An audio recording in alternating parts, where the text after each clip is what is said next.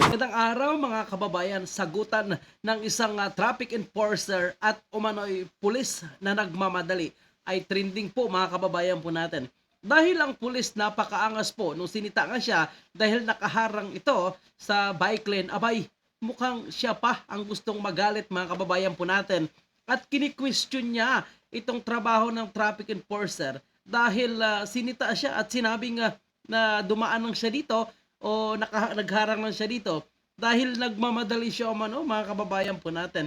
Ngunit sa kalaunan ay wala pa rin itong nagawa dahil kailangan siya tikitan dahil sa kanyang ginawang violation. Nagmamaangas man ito, abay hindi umobra at kahit nagpakilala pa itong pulis, hindi rin natakot itong traffic enforcer at inimplement pa rin ang batas at tinikitan ito mga kababayan po natin. Narito po ang video at kayo na po bahala ang maghusga. Dito na ako. Sir, may pinalo sa akin, sir. Paano mo na ikinag mo na naman ako?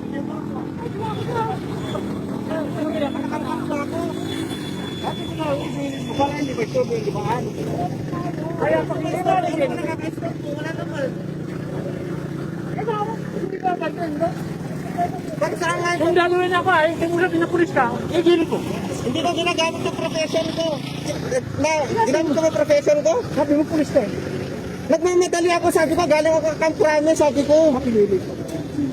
Ikaw nga gumagamit profession mo dun eh. Makililig mo nga para gumagamit mo ba?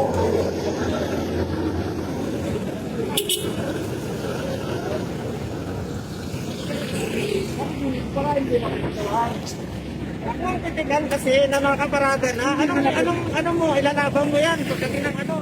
Nakaharang sa bike din, sir. Sir, nakaharang kasi sa bike. Ano kasi po mga kababayan po natin, may pagkakamali ka na nga, bakit hindi ka na lang sumagot or hayaan mo na lang na ginagawa ng traffic enforcer ang kanyang ginagawa, nakikipagtalo ka pa nababakilala ka pang pulis yan ang hirap ang feeling niya kasi siya lang yung maangas mga kababayan po natin.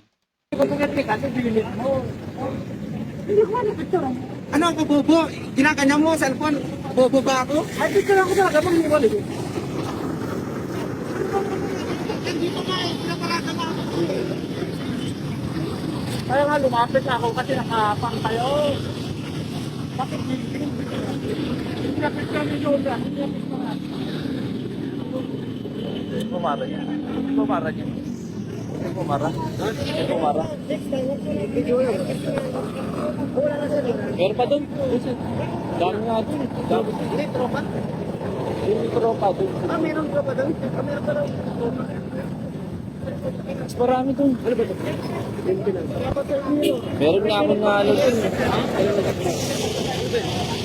Sorry mo ba?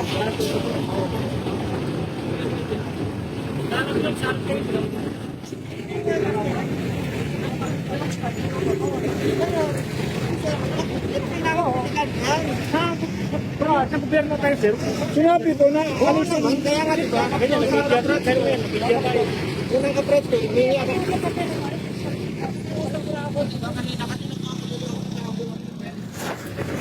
Hindi, mag-record ko. Ano ka? Basgot ka magsalita Hindi usap ka. Ganyan.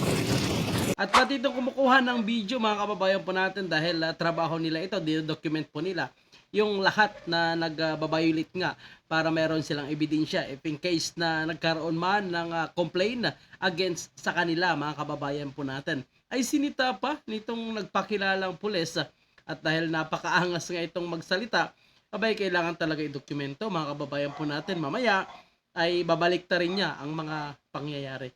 So ganun pa man mga kababayan po natin, ay natikitan ito at hindi nga nakaligtas at hindi umobra ang kanyang pagiging maangas at may mga tinuturo pa ito na dapat ito ay mga sitahin din. So ganun pa man mga kababayan po natin, siya ay tagapagtupad ng batas. Dapat siya ay sumunod sa batas, di ba?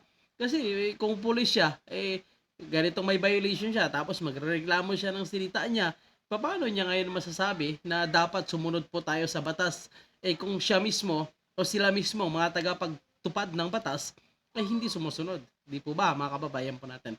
Ano po ang inyong komento sa loobin patungkol sa issue ito? Huwag kalimot na mag-iwan. Maraming salamat.